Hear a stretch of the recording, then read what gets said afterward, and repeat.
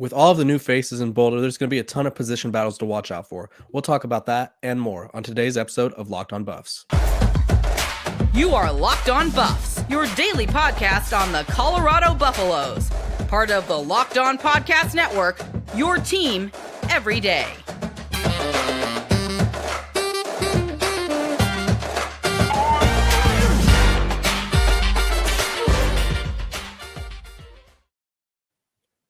Welcome to Locked On Buffs. I'm your host, Kevin Borba, and joining me as always is John Garcia Jr., my recruiting insider. John, how you doing today?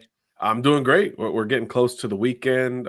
We got the combine going, so there's more of a football feel organically. So I'm here for it. Nothing like the Spandex Olympics. We love the Spandex Olympics in the football world. Before we start, we want to thank you for making Locked On Buffs your first listen of the day. We're available wherever you get your podcast.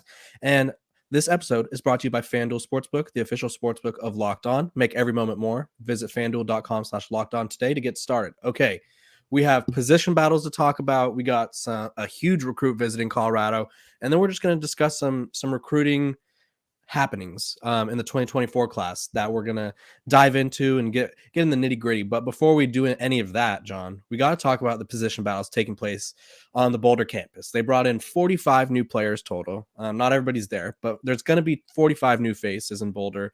And there's 3 position battles that stand out the most to us that we discussed. Why don't you start us off with one of the offensive ones, the skill ones that you were talking about?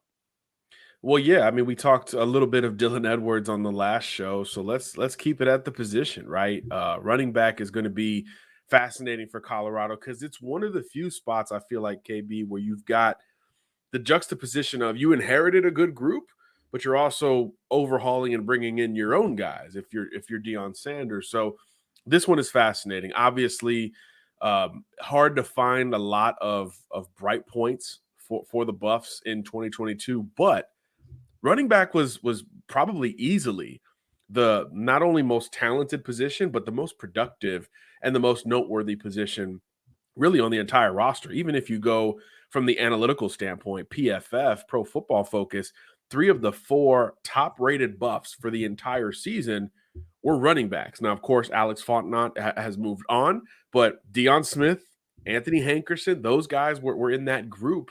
And I think that tandem is a heck of a way to begin to talk about this Buff rushing attack going forward. And we mentioned Dylan Edwards as well. Where does he fit in, right? I don't think any of these guys are going to, by default, be the bell cow. Hey, 25 carries a game, let's assign it to Deion Smith right now. I don't think it's that simple. And I think that's a good thing. I think that's very good for this Colorado roster. So I think the juxtaposition of Smith being kind of the upperclassman, the elder statesman, Hankerson being the flashy freshman last year, and then he had the injury that slowed him down, that's going to create kind of a comfort dynamic between the two. And then Dylan Edwards is going to be the flashy, speedy freshman this year. And then what about Kavasier Smoke, right? You bring him in from Kentucky, SEC experience, probably the biggest, most physical back between the 4. So I think there's a nice combination of production, experience, and variance with these 4 guys. Smoke, big physical, downhill. Smith and Hankerson are kind of balanced. I think Smith is a little bit more apt to playing in space and running downhill. Hankerson, very tough to bring down. He's one of those guys that lives well between the margins where he's not going to be the biggest and run the fastest 40 time, but he's just going to be tough to tackle. Coming out of St. Thomas Aquinas, we saw that so much in South Florida with him coming out of high school. And then Edwards, as we mentioned, the wild card. Just what do you do? Where do you put him? And I think when you have 4 guys that you feel like at a minimum can complement one another, you start to talk about bringing on 2 backs on the field together. And then once you do something like that, you could really start to play around with it, right? Put Smoke at fullback for play, Edwards at tailback, motion them one way, counter the other way, whatever that looks like. I think you've got a lot of creativity potentially with these 4 very different backs and very different pieces within this Sean Lewis offense. Again, he's been able to have a bell cow back, but early in his Kent State tenure, it was very much a committee. You know, I think 3 or 4 guys had 250 yards rushing. So I think you could potentially see that type of distribution to where it's almost even. And that creates a comfort because you're not reliant on any one guy. And you could kind of ride the hot hand depending on the game plan, depending on the opponent, right? If one opponent is very stout and very much willing to play in a phone booth, well, maybe that's the type of game where a Deion Smith and a Dylan Edwards makes the most sense because they're more apt to make plays in space. And then conversely, if a team is smaller and faster, let's say, then maybe you bring it, it's more of a Hankerson, Cavassier, Smoke kind of conversation for that specific game plan or down and distance. So I think this is a really strong group and maybe the safest group on the field for Colorado as we look at it right now. I think receiver, corner, I think there's some other positions that maybe can catch up to running back down the line. But right now, you got to feel best about this running back group, maybe compared to any other position group on the field, as far as early March can tell us. Yeah, I think the running back group is interesting because, like you mentioned, there's a lot of names in there, a lot of guys that can contribute. We talked about this yesterday when we were talking about Edwards the first time, which we had some bold predictions on that episode. So go check that out if you have a chance. Sean Lewis likes to use two running backs heavily. Like the other guys will get carries, but it was like this past season at Kent State, there was a guy with over hundreds of carries and the other guy had 70. Year before, there was two guys with hundreds of carries. So the top two are going to be the quote unquote bell cows. We're going to put an S at the end of that because they're going to be going so fast that someone's going to need a break. And so I think running backs kind of take the biggest beating in terms of running fast plays because they obviously have to keep up with the offense. They have to block on plays they don't have the ball. Yeah, you're pass protecting too. That's something we should talk so about. There's a lot going into who's going to be the top two running backs. And I think even if Cavassier Smoke is kind of, because he's been looked at as the front runner, I think it's interesting to see, even if he is the front runner, we'll say he is for now, whoever gets that second spot will still be interesting. And then Dylan Edwards, say he doesn't get the second spot or the first spot, what role is he going to have? Because he is so fast. I don't know if you guys saw, there's a video of him racing Jimmy Horn, who is probably one of the fastest players in the country, and he was neck and neck. There was a video where it looked like he won. I couldn't tell. We were recording on an iPhone, it seemed. I couldn't really get an outlook of who won, but he was neck and neck with Jimmy Horn, probably even won one of them. So I don't know if you want that speed on the sidelines, and so that's another issue that they're going to have. People blocking for them. That's going to be a huge position battle as well. Looking at and I had to write all these names down because there's so many of them and they're all new. There's Yusef Mugharabil from Florida. I probably butchered the heck out of that one, but the Florida transfer, they have Missouri State's Landon Beebe, who is a two-time all-conference player. Tyler Brown, who came over from Jackson State. They have a couple JUCO transfers. They have the Kent State transfer at tackle, who stands in at 6'8". They have continuity there, obviously. Which he should have the advantage. They're just, I don't know which position to tell you to watch out for. Just watch the entire offensive line. The offensive line is kind of, it wouldn't surprise me if they have 5 new starters or 4 new starters. Wells should be a returning player that gets the nod, but I think when you have so many new faces, it's going to be interesting to see which route they kind of lean. All of the guys that are on campus right now obviously have the advantage over the youngsters who didn't come on campus. And so I think just look out for who's made that biggest jump, because the Florida transfer, I'm just going to call him by his first name, Yusef. He has the size. He's an SEC transfer, didn't play at Florida. So that, I don't know if that hurts him, but he hasn't played yet at the college level. Whereas Landon Beebe, who two-time all-conference player in the Missouri Valley Conference, underrated conference, very physical. It probably could adapt to the speed already. He's blocked against college defensive linemen. Missouri State usually plays a couple Power 5 programs, whether it be Oklahoma or someone else. They usually play them at the beginning of the season, so he's kind of used to, at least has a taste of it. And Tyler Brown had a good season at Jackson State. And so all this to say, the offensive line is going to look very interesting. I'm sure they're going to have a few combinations that they try out. And I would say that the starting offensive line, I'll throw this in as a bold prediction, John. The starting offensive line that we see in the spring game will probably not be the offensive line that we see opening day. I just feel like that's not how it's going to work. Position battles, which we should have mentioned this at the beginning of the episode, that's on me. They can finish by the time spring ball concludes. They most likely will finish during fall camp and as late as week 1. If it goes into week 1, you typically don't want to see that because I don't know, that feels risky to me. But it could go as late as week 1, if not week 2. We saw Michigan this past year rotating quarterbacks through the first few weeks, and so yeah, the offensive line has a lot of things to offer. I know you had another position group you were excited to talk about, John. So let's go there. Yeah, I'll go to receivers in a second. I want to say, transferring from Missouri State with Bobby Petrino and obviously the Kent State transfer with Sean Lewis, those two guys might have the advantage because guess what? They're used to going fast right now. They Sure. kind of know what to expect from an offensive line standpoint because we talk about how hard it is to rotate running backs and receivers and all that and tight ends. Imagine the 300 pounders that are blocking for those guys. You don't typically rotate that group. So it could be a matter of for the spring, who's in the best shape and who's maybe most built to assimilate to this offense. Because for every position battle at every spot, everyone's learning a new system to some degree while they are, making their move to Boulder at the same time. So that'll be fascinating up and down this Colorado roster. And I think receiver is another one where it's not as stable as the running back position in terms of returning production, but in terms of talent, could you argue that wide receiver is ahead of the running back position? I think we know what we're getting with Jordan Tyson coming back, assuming he's healed up from the injury. I know the Dallas Cowboys medical staff did his surgery after it went down as a freshman last year. But Tyson was dynamic before that injury. So I think he still was the leading receiver for Colorado despite playing, single-digit games. So Jordan Tyson is going to be, I think, to me, an inside-out type of wide receiver. He could work the slot opposite a Jimmy Horn, which is really fascinating to consider, especially when you think of Seydou Traore, also somewhere in the middle. I think you're talking about the strength of this Colorado offense overall, assuming the line isn't awful.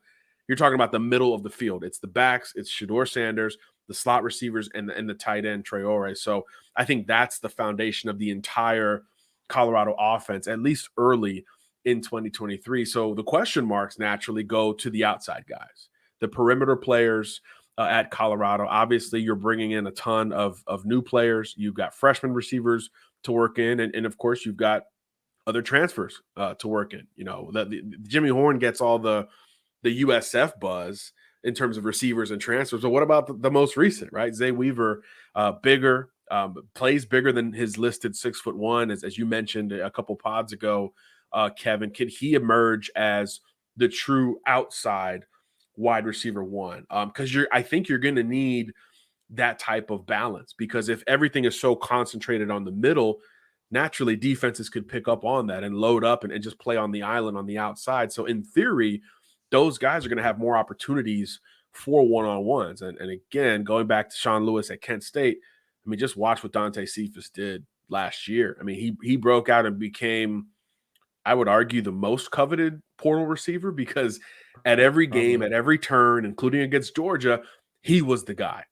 So we know Lewis can kind of scheme you up if you can create those matchups on the outside. But can Weaver or someone else, can somebody ascend to that true wide receiver one status on the outside? Or maybe it's Tyson. Maybe he's not going to work the slot as much, and you leave room for Horn and maybe a Dylan Edwards to get more reps there. Or do you bump Traore out more than we're anticipating at this point? The beauty of this time of year is that this is when you make all of those experimental moves, right?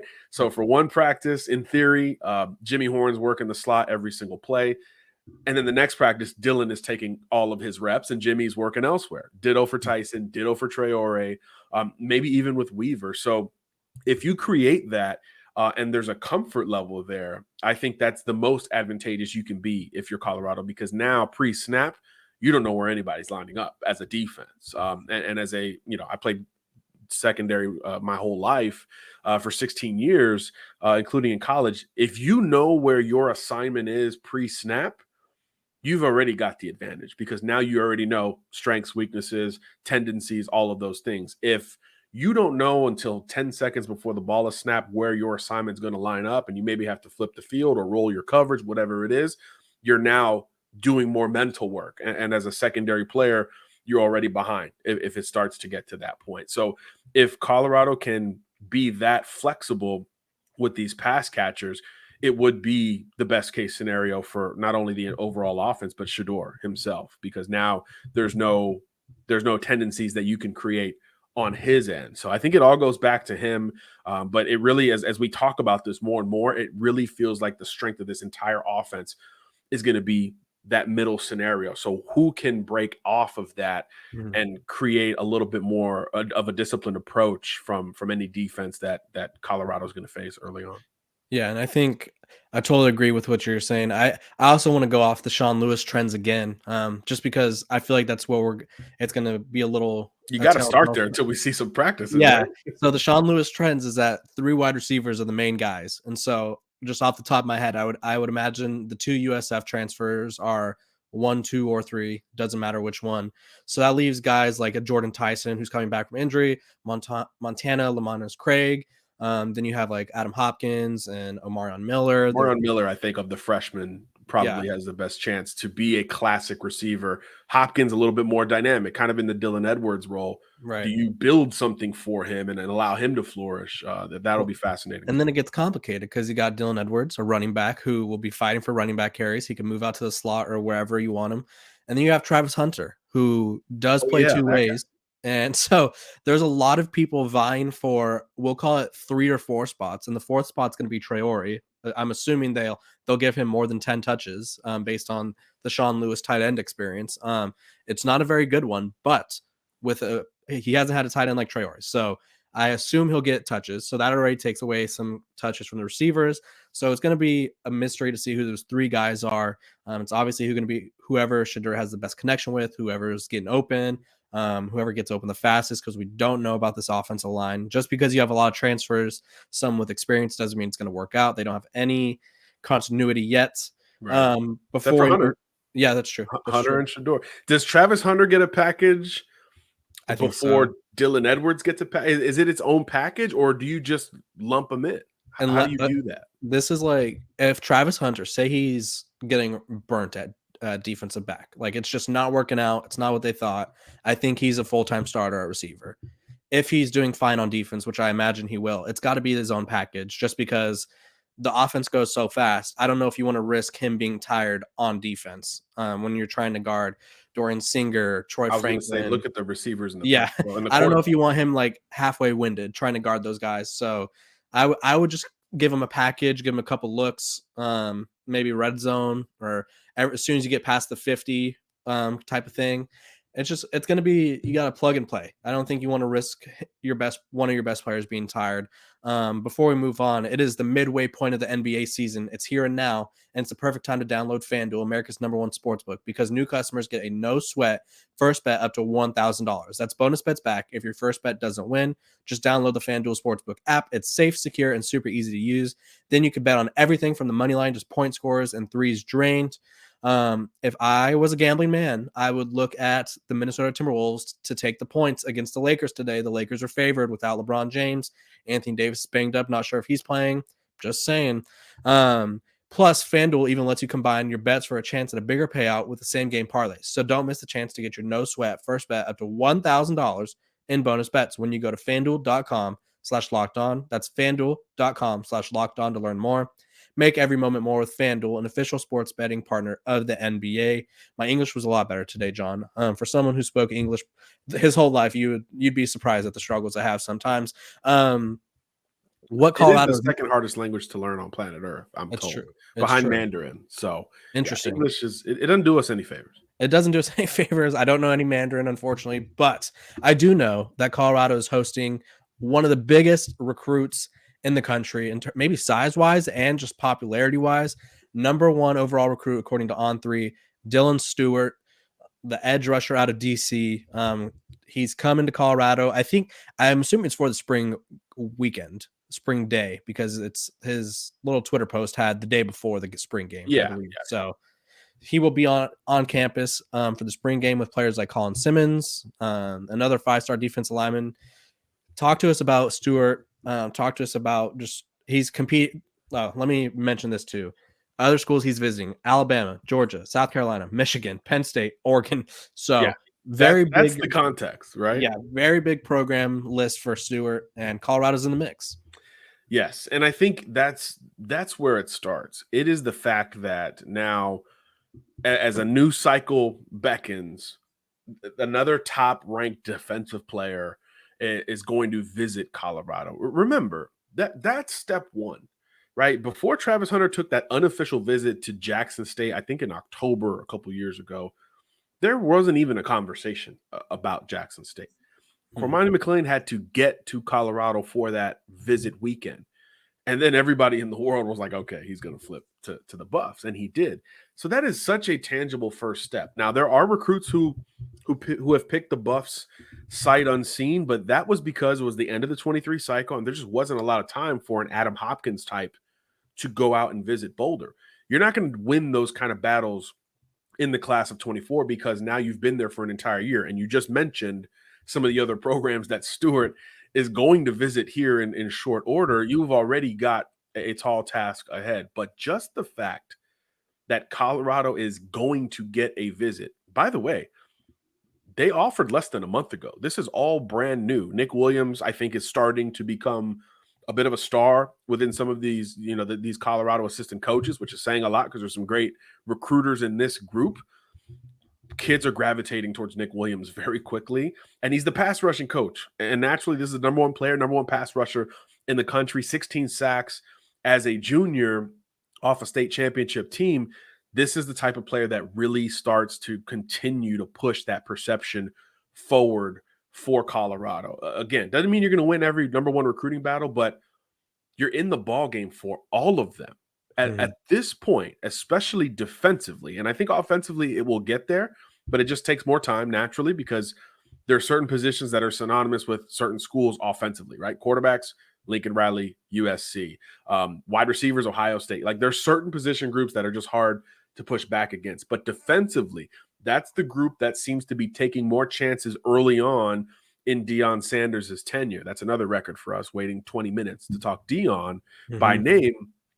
But defensive players want to give it a shot. And naturally, you started with corners and great lands and Travis Hunter and Cormani McLean. If you start to now shift to pass rushers, and that's the next group of elites that you're starting to win, this is ideal. These are premium positions that change football games. And you need a lot of other things and all of those stuff, those things we've talked about forever.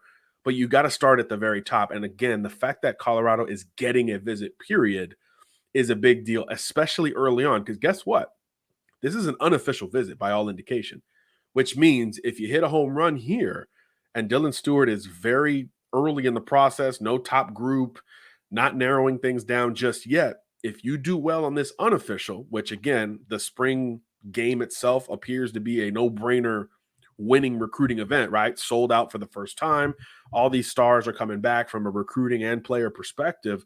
If you do well there, now you're in the ball game for an official visit, which when you're talking about a full cycle, those are the natural progressions in hanging in a recruitment like this, because that's all you want to do if you're Colorado. You're not going to win this recruitment today. Can you hang around, make the top 5, get an official visit, and have a hat on the table when the time comes? Because the longer it goes on, the better theoretically you feel about the Colorado pitch, because we'll have some questions answered, right? We'll see what the roster looks like. They'll start the season all before signing day in December. So now you'll have more tangible questions answered from a football perspective to go along with all the hype, all the buzz, all the progression we've seen from a pure recruiting perspective. So hang around for Dylan Stewart is a big deal. This is the number one player in the country per round 3, as you mentioned, and this is now the reputation of Colorado.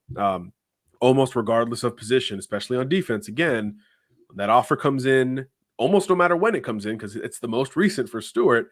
It's a big deal, and kids are setting up visits very, very quickly after these offers come from Boulder. So this is maybe the best example of that in short order. I think February 4th, Dylan got his Buff offer well after the Bamas and the Georgias and all the other schools you mentioned, Michigan, Ohio State, well before or well after those schools jumped in with much more history, much more recent history, much more tradition, relationships, and every single other element of the recruiting process. That's the power of this CU logo. Yeah, I think just being in the mix for these guys is kind of a new newfound area for Colorado and the fans itself. So fans don't get disappointed if you don't bring in all the 5 stars that are visiting. You're probably not going to, unfortunately. You might bring in 1 or 2, but the only programs that consistently bring in 3 to above 5 stars, 3 or more 5 stars are like Alabama or Georgia. And so It's a small list. Yeah, it's like yeah, 2-3 schools maybe. Yeah. yeah, and so let's pump the brakes on that. I want to thank you guys again for making Locked On Buffs your first listen every day. Make sure you check out our brand new podcast, Locked On College Basketball. Everything you need to know about college basketball in one place. Plus, hear from big name experts, insiders, coaches, and players. Locked On College Basketball, available on YouTube and wherever you get your podcast. Dylan Stewart coming to campus is huge. Let's talk about the 2024 recruits. I know you saw some Juwan Johnson stuff. Before we do, though, if you're looking for a delicious treat but don't want all the fats and calories, then you got to try a Built Bar. We just got through the holidays, and I know my goal is to eat a little healthier this year. If you're just like me, where you want to eat healthier but don't want to compromise taste, then man, I've got just the thing for you. You got to try Built. With Built, healthily is actually tasty. Seriously, they're so delicious you won't think they're good for you. Perfect for your New Year's resolution. What makes Buff Bar so good is, well, for starters, they're covered in 100% real chocolate. That's right, real chocolate. And they come in unbelievable flavors like churro, peanut butter brownie, and coconut almond. I'm not sure how Built does it, but these bars taste like a candy bar while maintaining amazing macros. And they're even better. What's even better is they're healthy, only 130 calories and 4 grams of sugar with a whopping 17 grams of protein. And now you don't need to wait around to get a box. For years, we've been talking about ordering Built Bars from BuiltBar.com. Now you could get them at your local Walmart or Sam's Club. That's right. Head to your Walmart today, your nearest Walmart. Walk to the pharmacy section and grab yourself a box of Built Bars, where you can pick up a 4-bar box of cookies and cream, double chocolate or coconut puffs. If you're close to a Sam's Club, run and grab a 13-bar box with our hit flavors brownie batter and churro. You could thank me now. Okay. Juwan Johnson, Colorado commit 2024. Quickly talk about the excitement he has for being a Buff. Yeah. I saw an interview he did with good friend Jerry Hamilton of On3, who was down in Louisiana. And yeah, kind of a lot of the stuff we assumed in terms of why Colorado was able to win this recruitment ahead of LSU and schools closer to home for him was some of those X factor deals. Deion Sanders, of course, played a huge role in that verbal commitment, and it was kind of the boldness of Deion that sold Juwan. You know, he's won at every level, but he's talked and kind of manifested higher aspirations while he was at the lower levels, whether it's high school to college or certainly FCS, now up to the Power 5. That kind of belief, you know, the whole I believe deal really sold Johnson, who was able, of course, to also get out to Boulder and experience the campus firsthand. But here's the other part. Again, there's one school in the Power 5 that we know is willing to talk about two-way players. It is the Colorado Buffaloes. And Johnson's one of the most intriguing two-way players in the country. Plays quarterback for a state championship program. He's got receiver and running back experience, but he's also a secondary projection by most recruiting outlets. And I think that's his most sort of natural position, you know, maybe a safety or a nickel hybrid. So now he doesn't have to commit to either of those spots, because he did confirm in that interview, hey, they're bringing me in as an athlete. Overall blanket statement. There's just not a lot of programs that we see the recruits talking about with that willingness to do it. So that's another unique angle Colorado can sell beyond prime, beyond NIL, beyond a path to playing time in the Power 5 relative to other schools that are heavyweights. Now, hey, if you got some two-way aspirations, give it a shot at Colorado. That is now an angle that is becoming synonymous with Deion and Colorado itself, because this is now 2, 3, 4 commitments or current players that have really latched onto that as a unique angle. Yeah. And that stuff matters when you're talking about recruits. And let's be honest, their ego, they want it. They think they can do it all. They've done it all at the high school level. Give them that opportunity early in their collegiate career and kind of let the dust settle thereafter. So that's another reason why this Travis Hunter deal is going to be really fascinating in 23. A lot of folks are going to keep an eye on snap counts and just what that might look like, because we don't see it very often at the highest level. Yeah, it's been Colorado's brand. It's something to look out for. I think it entices the guys that are being recruited as athletes a little more, because most schools are like, one that comes to mind just because I was on the Texas beat for a minute was Deion Sanders, tight end, defensive end. Didn't play a lick of defensive end. He wanted to play tight end, but he was projected as a defensive end coming out of high school. Now he's another side story. He's going to be a top three round pick next Yeah, year he'll as a be a tight Sunday end. guy. Yeah, but it was like these kids want to play offense probably. Most defenders want to play on offense. It just works that way. I'm sure John had wide receiver dreams as a secondary member back in the day. It is what it is. I had a choice, but yeah, it wasn't at the Power 5 level. So It yeah, is what it is. shout out to Avery. We did get a ring though, baby. So Hey, there you go. I chose defense because there was like 8 DBs and 25 receivers. So I was like, pass Exactly. time. But again, that's important in that conversation too. These two-way guys will have to compete with the wide receiver room that's already stacked.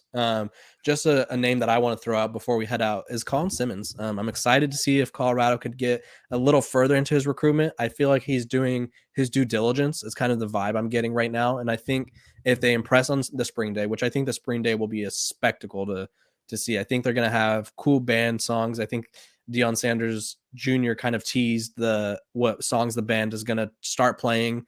I think they're going to try to give it like a HBCU vibe. I think the spring game obviously is going to be sold out or close to sold out, and there's probably going to be some superstars in attendance. So just an exciting event to look out for. Before we go, I want to thank you guys for making Locked On Buffs your first listen of the day. For your second listen, check out our brand new podcast, Locked On College Basketball. Experts Isaac Schott and Andy Patton bring you everything you need to know on and off the court, plus hear from big-name experts, coaches, and players throughout the basketball landscape. Locked On College Basketball, available on YouTube and wherever you get your podcasts. March Madness is literally like a couple weeks away, if not a week away.